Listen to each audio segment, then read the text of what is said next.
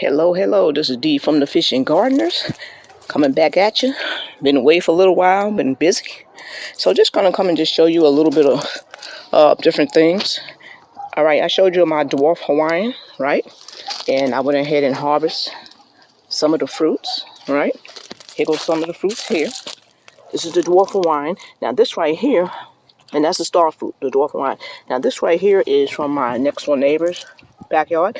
I don't know what kind of star fruit this is. It's a sour one, but look how big the star fruit is compared to that.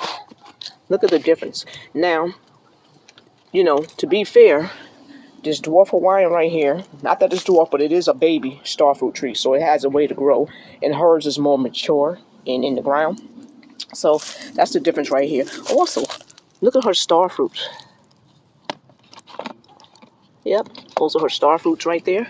And her star fruit are the yellow ones. And of course, we just put our not star fruits, passion fruits, sorry. We just put our passion fruits in the ground. We cut the bottom and we stuck it in the ground. And that's what these are, passion fruits, okay? So hopefully we'll see the same results. What happened is we did see a couple of passion fruits, and we decided to put them in the ground so they can grow more. So they are completely in the ground. We cut the bottom and just stuck them down in there, and they'll go ahead and melt in like what we did with the rest of them in our different trellises.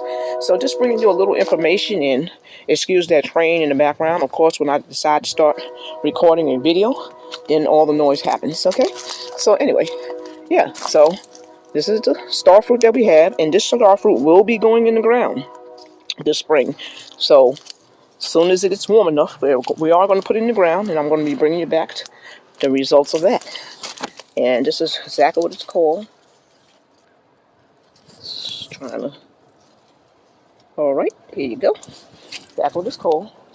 And I'm quite sure eventually these, as they mature, the tree matures, will be the size of these.